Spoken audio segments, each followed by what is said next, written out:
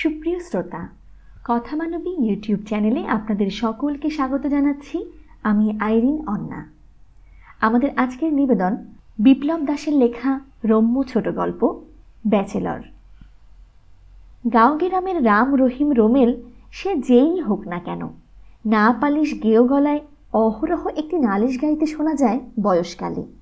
বয়স যখন তেতে উঠছে ভেসুভিয়াসের মতো যৌবনের আছে, তখন ধারের কাছের তেঁতুল গাছে উঠে বাপ কিংবা দাদার উদ্দেশ্যে তোলে পুরোপুরি গানের তানপুরা নেই, একতারা দোতারা নেই, এমনকি প্যাথোজ সুরের বেহালার ছড়ও টানতে হয় না তাকে। তবু হাই হাই করা বুকের ভেতর থেকে তেঁতুলের মগডালে অসহায়ভাবে বসে গ্রামবাসীদের জানান দিয়ে উচ্চগ্রামে গলায় তোলে, দাদা আমায় বিয়ে করায় না। তেঁতুলতলায় গলার জোরে লোক জড়ো হয়ে গেছে ততক্ষণে। সবাই বলছে, নামো নামো, ওই ডালটা নরম, তোমার ভার সামাল দিবার পারবো না। মগডালে বসা বিবাহিত দাদার অবিবাহিত ভাইটির বলিহারি জবাব, তয় যে আমার ভার সামাল দিবার পারবো তারে দেও, ডুলি পালকি চইরা সেই ডলির ডালে গিয়া বসি। বুঝতেই পারছেন, ডালে বসা ডালিয়াত্রীর সঙ্গে ডলি মেয়েটির ডাল মে কুচ কালা হ্যাঁ। গাছের নিচের গ্রামবাসীর গলা, তা বসো না গিয়া ডলির ডালে, আপত্তি কি এর? ডলির লেগা ডেলি ডেলি টিনের চালে, তেতুই ডালে, নাড়ায় গাদায়, বনে বাদায়, খালে বিলে, হাওড়ে বাওড়ে হাই হাই কইরা বৈজু বাওয়ার মতো হা হুতাশ কইরা আমাকে হয়রান করস কেন? বৈজু বাওরা তখন তেঁতুলের ঝোপ বুঝে মাটিতে আসল কোপটি মারতে চায়। কুপিত কণ্ঠে, গলদেশে কাঁপন তুলে, তলদেশে সে কাঁপনে তখন কাঁচা পাকা তেঁতুল পড়ছে। সবাই কুড়োচ্ছে, দাদা আমায় বিয়া করায় না। এদিকে বিবাহিত খেতাবে কুপকাত দাদা হিতাহিত ভুলে ছুটে আসে কুপিত ভাই ও তেঁতুলতলার স্তূপিত পঞ্চায়েতকে তুষ্ট করার জন্য। ডালের ভাই বলে, দাদা আমায় বিয়ে করায় না। তলের ভাই বলে, পরাণ আমার যায় রে, কেন যে আমি বিয়া করলাম হায় রে, গোষ্ঠীর মধ্যে 10টা পোলা ফাল দেয়া ধরে আমার গলা, বাজান বাজান বলাইছে, কাইল জামুগা শ্বশুর বাড়ি বেড়াইতে। 10 পোলার ইজ্জতের কথা তুলেও ভাইকে জুতে আনা যায় না। জুতিয়ে দিতে মন চায়, কিন্তু সেটা ঠিক হবে না। তেঁতুল পেয়ে পাবলিক এখন ছোট ভাইয়ের ফরে ফাইরা ফালাইব। অগত্যা কাজী ডেকে বৃক্ষতলেই মালা বদল করে ডলিকে বক্ষে তুলে দেওয়া হলো, নইলে রক্ষে ছিল না। মালা বদলের প্রস্তুতি না নিলে মেলা ঝামেলা হতো।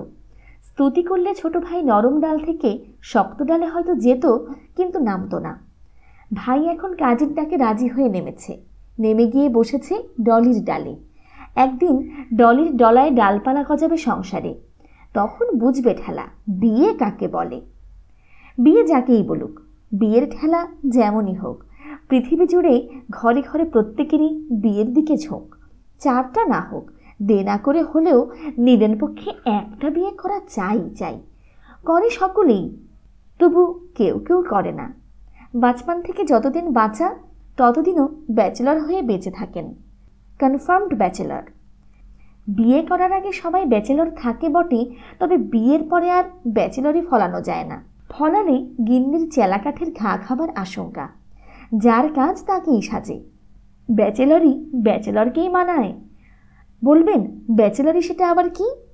আছে, ব্যাচেলর যেমন আছে তাদের ব্যাচেলরিও আছে। আমি বিয়ের জন্য ব্যয় করা ব্যাচেলরদের কথা বলছি না, আমি বলছি সেই ব্যাচেলরদের কথা যারা একা একটি ঘর নিয়ে থাকেন। ঘরে সিঙ্গেল খাট, খাটে দাগ লাগা খটখটে বেডশিট, যা দেখলেই বিবাহিতরা নাক সিটকাবেন, কিন্তু সেই নিঃসঙ্গ অবিবাহিতটা সেটার সঙ্গে দিব্যি সেটে থাকেন। পাশবালিশও আছে একটা। বেচারি ব্যাচেলরদের জন্য ইট ইজ আ মাস্ট। ব্যাচেলরদের কলেজ বলেই পাশবালিশকে বোধহয় কোলবালিশ বলা হয়। সে আবার কেমন ধাঁচের ব্যাচেলর যার কোলবালিশ নেই? তবলচির তবলা থাকবে না তা কি হয় নাকি? বললেও কেউ বিশ্বাস করবে না। তবলা না থাকলে যা দিয়ে ধাধিন ধিনতা ত্রিতালের বোল ফোটাবে, কোথায় তবলিয়া? তবলা যেমন কোলবালিশও তেমন, যার সঙ্গী যে সেই সঙ্গত করে। অকৃতদার পুরুষের উর্বশী হচ্ছে কোলবালিশ। তিলোত্তমা চাই কি তুলোত্তমাও বলা যেতে পারে। যতদিন না উত্তম রূপে বোঝাই করা তুলো বেরিয়ে না আসে, অকৃতদারের কৃতকর্মের ফলে তিলোত্তমা যতদিন তুলোধনা দশা হয় ততদিনই সে উত্তমা, ব্যাচেলরের শয্যা সঙ্গিনী। শয্যা নিয়ে আতিশয্য হয়ে যাচ্ছে বেশি। শয্যা ছাড়াও ব্যাচেলরের আরও দিক দেখবার আছে। সেটি হচ্ছে শয্যাতল। গদি তুলে পায়ের কিংবা মাথার দিক দেখুন, দেখেই খুন হয়ে যাবেন। বিপন্ন ও বিব্রত হয়ে দেখবেন দেশি বিদেশি নানান পর্নোগ্রাফি, পুস্তক পত্রিকা গদিতলে গাদাগাদি করে ঠাসা। দিশেহারা ভাষাহীন হয়ে মনে মনে ভাববেন, এ কি? ভেবেছিলাম তো ভদ্রলোক মার্জিত সুরুচি সম্পন্ন, কিন্তু এ কেমন ব্যাচেলর মানুষটি? বেরিয়ে এলো গদি খুঁড়তে সাপ। ব্যাচেলরটি মার্জিত ও রুচিবান কিনা সে বিচার আপনার মর্জি ও অভিরুচির ওপরে নির্ভর করে বলেই এ ধরনের উষ্মা। তবে বুকে টোকা দিয়ে বলতে পারি, আপনি যদি ব্যাচেলর হতেন এবং আরেক ব্যাচেলরের তোষক উল্টাতেন, তবে তোষামত করে অতি আমোদে পর্ণ বইটির জন্যে তোষকাধিপতি পর্ণমালিকের পায়ে পড়তেও কার্পণ্য করতেন না।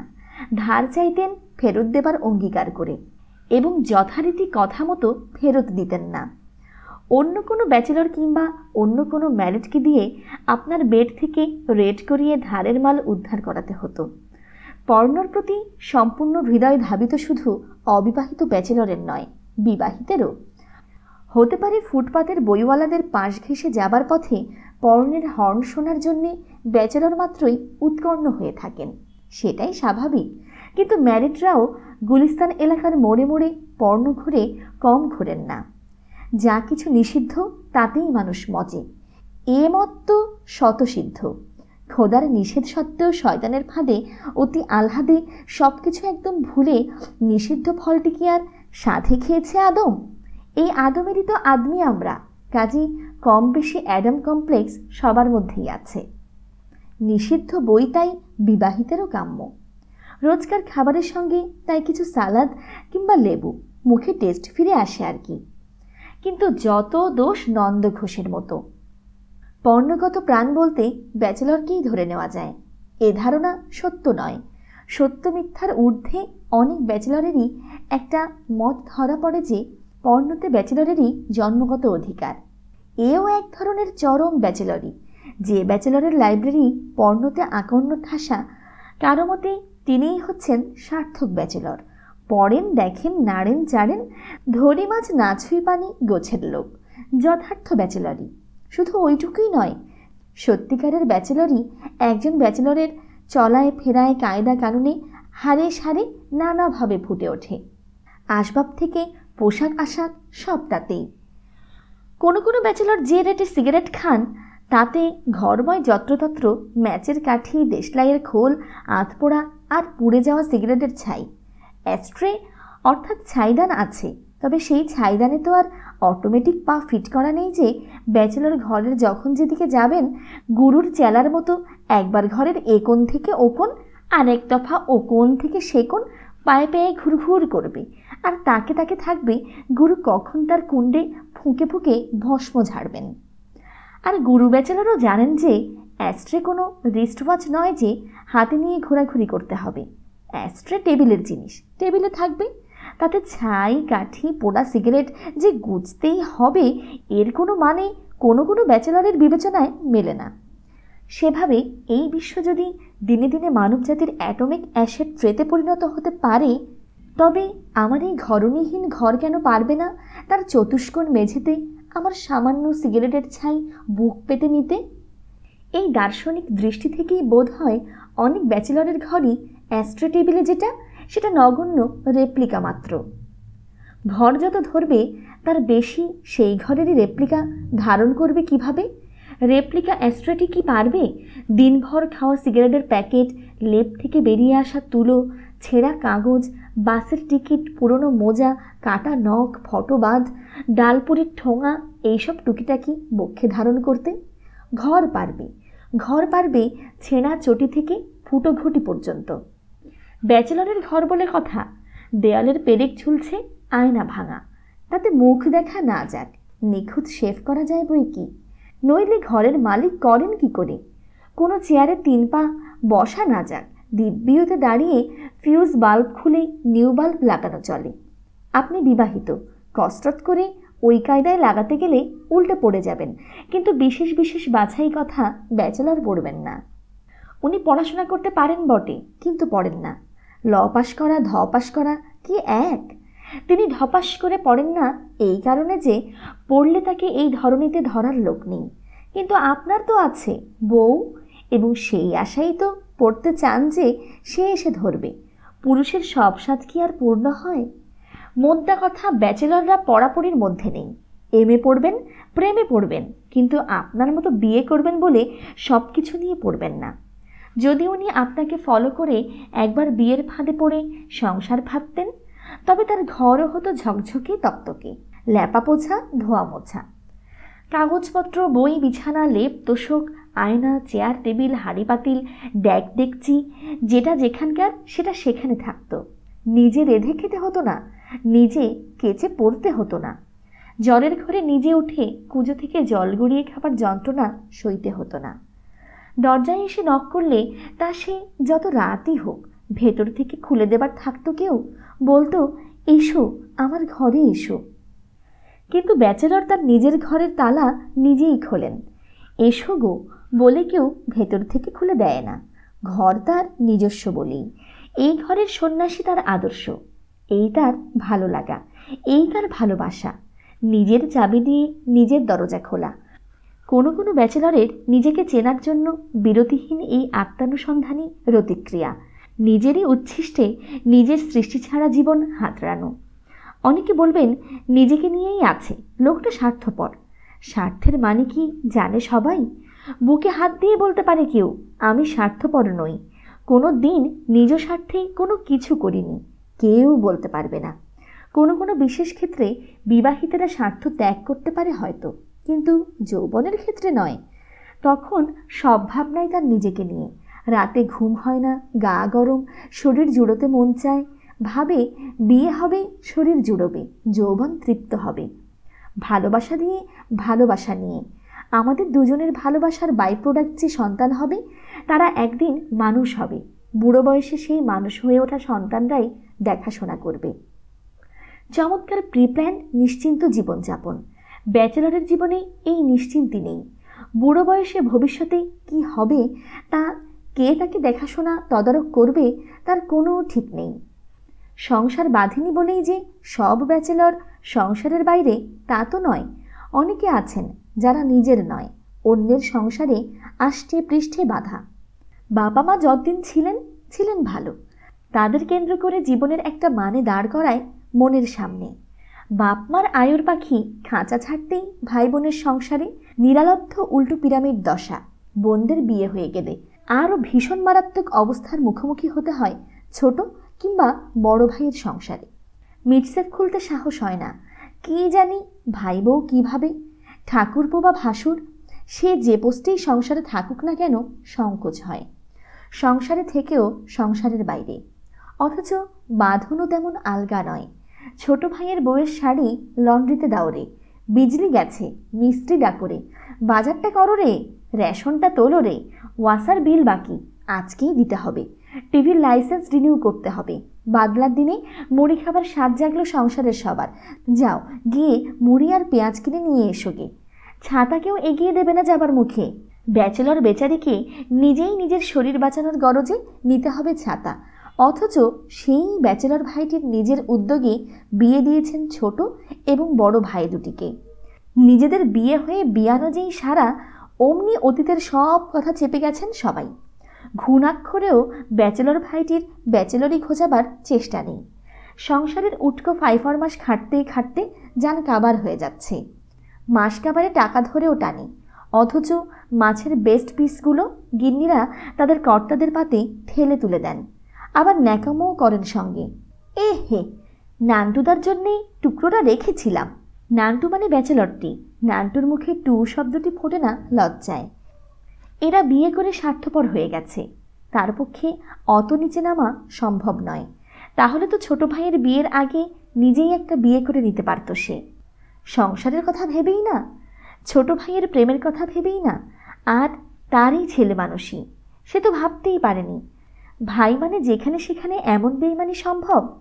এখন নান্টু দেখছে দুনিয়াদারি, দাড়ি পাকছে, চুল পাকছে, কলপ লাগায় না ইচ্ছে করেই। ভাবে দেখুক ভাই, লজ্জা হোক, হুঁশ হোক, এই ভেবে যে দাদার তো বয়স হচ্ছে, তার তো বিয়ের জন্য চেষ্টা করা উচিত।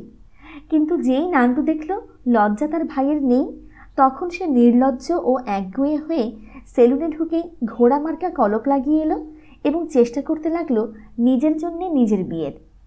মাথায় যেই কলপ লাগালো, সংসারে ফুটন্ত তেলে যেন লুচি পড়ল, খলবল করে উঠল সংসার। বুড়ো বয়সী ভীমরতি দেখো না, বেহায়া নির্লজ্জ বিয়ে পাগল হয়ে উঠেছে। সংসারের কোনো অভিজ্ঞতা নেই, অথচ ছাদনাতলায় যাবার স্বাদ। এই কটা দিন যখন কাটিয়ে দিতে পারলে বাপু, তখন শেষ বয়সে আর কেন পরের মেয়েকে এনে কষ্ট দেয়া? ছেলে পেলে হবে, তুমিও মরবে, তখন তোমার অপগণ্ডগুলি সামলাবে কে শুনি? বেশ আছো মুক্ত পুরুষ, থাকো না তাই হয়ে। নান্টু সাহেব এখন মনে মনে হাসেন আর ভাবেন, হায় রে স্বার্থের পৃথিবী। মনের হাসিতে দুঃখের একটা স্বর ভেসে ওঠে। এখনই এসব বলছিল মন্টু, যখন আমি চলতে ফিরতে পারবো না, তখন না জানি কী অবস্থা করবি আমার। নান্টু সাহেব তবু চেষ্টা চালাচ্ছেন বন্ধুবান্ধবদের ধরে শেষ জীবনের কথা ভেবে। বিয়ের প্রস্তাব আসছে, আবার ভেঙেও যাচ্ছে। রাবণের পতন তো শুধু রামের জন্যে হয়নি, বিভীষণের হাতও প্রধান ছিল সেখানে। ছোট ভাইয়ের বিয়ে হয়ে গেলেই লোকে ধরে নেয় বড় ভাই বিয়ে করবেন না, ব্যাচেলর থাকবেন। অতএব ব্যাচেলরকে রাঙাতে যত রং লাগে সবই লাগানো হয়ে গেছে নান্টু সাহেবের চরিত্রে। পাত্রীপক্ষের কেউ খোঁজ নিতে এসেছে, টের পেয়েই ঠোঁট জ্বালিয়ে দেয়। দাদার কথা বিশ্বাস করে কেউ, ও পাগল মানুষ, আছে ভালো ঝাড়া হাত পা, আমরা মশাই বিয়ে করে ফেঁসে গেছি। দাদা এদিকে ছেলে মানুষ হলেও ওদিকে কিন্তু শেয়ানা। দাদার মতো অমন নেশা করে অত রাতে বাড়ি ফিরলে আমাদের বউ আমাদের আস্ত রাখবে বলুন? পাত্রীপক্ষের লোকটি যেহেতু বিবাহিত, আমাদের বউ বলতেই দলে ভিড়ে গেলেন ছোট ভাইয়ের। তারপর তারপর তারপর আবার কি না, বলছিলাম তিনি কি মদ খান? ভাই তখন দাদার প্রশংসায় পঞ্চমুখ। মশাই, আমাদের যখন দাদার মতো বয়স হবে, তখন অত পরিমাণ মাল হজম করতে পারবো বলে মনে হয় না। বোতলকে বোতল সাফ করে দিচ্ছে অত বয়সে। এত খাওয়া চারটিখানি কথা। ওর যেসব বন্ধু ওর সঙ্গে খায়, তারা তো কলপ দেয় বলে বয়স বোঝা যায় না, তাই যারা তাকে জানে না তারা তো ভাববে ঠিকই খায়। কিন্তু আমি তো ভাই, আমি জানি দাদার কি স্ট্যামিনা। অথচ দেখুন, দাদা ব্যাচেলর মানুষ বলে তার নামে কত লোক কত আজবাজি কথা বলে। আমার বিশ্বাস কি জানেন, যার জুয়া আর মদের নেশা আছে, তার মেয়ে মানুষের নেশা থাকতেই পারে না। খামোখা দাদাকে বদনামি দেয়া, দাদা নাকি কোথায় গিয়ে ফষ্টি নষ্টি করে। আরে মশাই, দাদার কি দোষ? বিয়ে করেনি, কাম ভাব তো জাগতেই পারে। তা বলে ভাড়াটে মেয়েদের সঙ্গে নাম জড়ানো? যারা জড়ায় জড়াক, তাদের মতো আমি তো আর চোখে দেখিনি। নান্টুর বিয়ের স্বপ্ন শেষ। নান্টু সাহেব বললেন, ভাই সাংবাদিক, আমার আসল নামটা লিখবেন না প্লিজ। বললাম, ভয় কি? আপনি তো সত্যি কথাই বলছেন। বললেন, সত্যিকেও আমি ভয় করি এখন, মিথ্যা জীবনযাপন করছি তো, বাঁচবই বা কদিন। ওদের আমি দুঃখ দিতে চাই না। জিজ্ঞেস করলাম, কাদের? কি বলতে গিয়ে থেমে গেলেন, চোখে জল। বললেন, বিবাহিতদের। অনেক ব্যাচেলর আছে যাদের বিয়ে হয়নি দৈবের কারণে, ভালোবাসার জোরে জীবন টেনে চলেছেন। মরণের পরে প্রেয়সীর দর্শন পাবে এই আশায়। জীবনের শ্রেষ্ঠ সময়, যে সময় আর কোনো দিন ফিরে আসবে না, সেই সময় কি প্লেটনিক প্রেমের ফুৎকারে উড়িয়ে দিয়েছেন। জয়ধ্বজা উড়ছে তাকে ঘিরে ভালোবাসায়, কিন্তু সেই ধ্বজাধারী ব্যাচেলরকে বাড়িওয়ালা বাড়ি ভাড়া দিচ্ছেন না, দিতে চায় না কোনো বাড়িওয়ালাই। ব্যাচেলরকে ঘর দিমু, নিজের ঘর জ্বালানোর লাইগা। বললেন বাড়ির মালিক খেদমত আলী তালুকদার, আমার ঘরে ইয়াং ইয়াং 3 মাইয়া, কার লগে কি কইরা বসে ঠিক কি? সরল সিধা মাইয়ারা আমার সাঁত চড়ে রাও করে না, কোন দিন কি কইরা বইব? মাইয়ারাও কইব না, ইজ্জতের সওয়াল। বললাম, ভাই রহমত সাহেব তো বৃদ্ধ লোক। বাড়িওয়ালা খেকিয়ে উঠে বললেন, বৃদ্ধ লোক? বৃদ্ধ লোকের কলা বোঝেন আপনি? জানেন 25 বছরের অবিবাহিত তরুণের চাইতে 80 বছরের ব্যাচেলর ডেঞ্জারাস। এরা এক একটা কামরূপ এক্সপ্রেস। ভাড়া দেবেন না ওনাকে? জিজ্ঞাসা আমার। দিমু না কেন? দিমু, আগে বিয়া শাদি কইরা আসুক, দিমু। রহমত সাহেবকে পাকড়াও করে বললাম, দেখলেন তো বিয়ে না করার খেসারত, খামোখা কেন যে বিয়ে করলেন না? ঠিকই বলেছেন, রহমত সাহেব আফসোস করে বলতে লাগলেন। আগে বুঝিনি যে আমরা আসলে ভীষ্ম, কর্ণ, বিবেকানন্দ, যিশু নই। এই মহাপুরুষেরা দিব্যে বিয়ে না করে কাটিয়ে গিয়েছেন, আর আমরা যৌনতাপে অর্ধশুষ্ক হয়ে বারুদের মতো হয়ে আছি অনেকে। নারী ভঙ্গিমার একটি স্ফুলিঙ্গ পড়া মাত্র জ্বলে উঠছি দাউ দাউ। ব্যাচেলর রহমত সাহেবকে বেশ ক্ষুব্ধ উপলব্ধি করলুম। সারা জীবন ভালোবাসা পাননি, একটা ভালোবাসাও পাবেন না, কেউ দেবে না তাকে। এ কি হয় নাকি? বিবাহিত ভাই সব, আগে থেকেই সাবধান করে দিচ্ছি আপনাদের। দুনিয়ার মজদুর এক হও স্লোগানের মতো আপনাদের একদিন শুনতে হবে, দুনিয়ার ব্যাচেলর এক হও ধ্বনি। ভেবে দেখুন অবস্থাটা কোথায় দাঁড়াবে। হিমালয় পর্বত থেকে কাতারে কাতারে নেমে আসবে সব নাঙ্গা সন্ন্যাসী। দেশি বিদেশি খ্রিস্টান মিশনগুলোর মহারাজারা সবাই এসে ধ্বনি তুলবে, ব্যাচেলরদের দাবি মানতে হবে, তাদের ন্যায্য মর্যাদা ফিরিয়ে দাও, ফিরিয়ে দাও। অকারণে সন্দেহ করা চলবে না, চলবে না। বিবাহিত নিপাত যাক, 10 পোলার বাপ নিপাত যাক, বাড়ি ভাড়া দিতে হবে, দিতে হবে। কল্পনার চোখে ভেবে দেখুন, পিলে চমকে উঠছে না? আমি জানি অনেকে বলবেন, ছাই উঠছেন পিলে চমকে, চমকাবে কেন? বিয়ে করেছি, বেশ করেছি, দরকার হলে আরও করব, তাই বলে ফালতু ব্যাচেলরদের ডরিয়ে চলতে হবে নাকি? ওদের স্লোগানে কান দেবে কে? ওরা সংগঠিত হবে বলে তড়পাচ্ছেন তো খুব। জেনে রাখুন, যাদের নিজের কোনো গঠন নেই তারা করবে সংগঠন। সন্ন্যাসের দোহাই দিয়ে আন্দাজে কোনো আন্দোলনে ব্যাচেলররা নেমেই যদি পড়ে, তবে হদিস খুলে হাদিস দেখিয়ে দেব। স্পষ্ট ভাষায় লেখা আছে, বিবাহিত পুরুষের ঘুম অবিবাহিত পুরুষের এবাদত অপেক্ষা ভালো। অন্যান্য ফরজের মতো ইসলামে বিয়ে করাও একটি জরুরি কাজ। ফরজ পালন না করে আন্দোলনে নামলে একটা ব্যাচেলরও আস্ত রাখবো না। মেরে ফেলবেন নাকি? মেরে ফেলবো কেন, ধরে ধরে বিয়ে দিয়ে দেব। বলবো, বেটারা চন্দ্রা কেনার মোটকে ঘি খেলি না তো খেলি কি? উলোর মেয়ের কুনকুনুটি, অগ্রদ্বীপের খোঁপা, মির্জাপুরের নথনাড়া আর গুপ্তিপাড়ার চোপা খেয়ে দেখো, টক ঝাল মিষ্টি সংসারের স্বাদ একবার জিভে লাগলে আজীবন নাল ঝরবে ঠোঁটে। ব্যাচেলরই যাবে জন্মের মতো ঘুচে, আন্দোলনও বিলীন হবে বিলক্ষণ। সামান্য সংসারে যারা ডরায়, জানবেন তাদের দিয়ে কিচ্ছু হয় না। ব্যাচেলর থাকাই সার। কথাটা বোধহয় ঠিক নয়। ব্যাচেলররা সবাই সংসারের ভয়ে ভীত নয়, সমাজ এবং সংসারের অবস্থায় শঙ্কিত হয়ে ওঠেন তারা। দায়িত্বজ্ঞান শূন্য বলে অপবাদ দেওয়া হয় মিথ্যে করে। ব্যাচেলর যীশুখ্রিস্টকে কি দায়িত্বহীন বলবেন? সংসারের ভয়ে ভয়ে ভীত বলবেন? মানব সংসারের জন্যেই তো তিনি ক্রুশে নিজের জীবন দিলেন। ব্যাচেলর স্বামী বিবেকানন্দকে সংসার ভীরু লোক বললে সংসারীরাই হাসবেন। আমরণ মানব সেবার জন্য যিনি মহামানব খ্যাতি পেয়েছেন। দুনিয়াতে কৃতিমান ব্যাচেলরের সংখ্যা নেহাত কম নয়।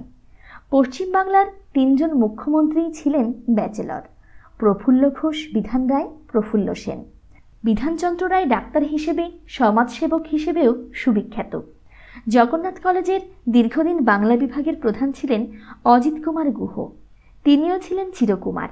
শাহেদ সোহরাওয়ার্দীও তাই। কলকাতার মোহামেডান স্পোর্টিং ক্লাবের সর্বাধিক গৌরবোজ্জ্বল যুগের অধিনায়ক প্রখ্যাত ফুটবল খেলোয়াড় আব্বাস মির্জাও বিয়ে করেননি। রবীন্দ্রসঙ্গীতের মেজাজ ফিরিয়ে দিয়েছেন যে দেবব্রত বিশ্বাস, তিনিও ব্যাচেলর ছিলেন। যে দেশে ধান ভানতেই বিয়ের গীত, সে দেশেই এরা শিরোধার্য এখনও। অতএব ব্যাচেলর মানে ভীরু কাপুরুষ, দায়িত্বহীন ভাবাটা ঠিক নয়। জীবনকে তো সবাই একইভাবে দেখছে, ব্যাচেলররা একটু আলাদা করে দেখুক না। তাদের ভালোবাসার ভিটেই যদি ঘুঘু চড়ে চড়বে, তাতে আমার আপনার নাক গলানো কেন? কই, ব্যাচেলররা তো নাক গলায় না কিছুতেই। গাঁও গ্রামের রাম, রহিম, রোমেল সে যেই হোক না কেন, না পালিশ গেঁয়ো গলায় অহরহ একটি নালিশ গাইতে শোনা যায় বয়সকালে।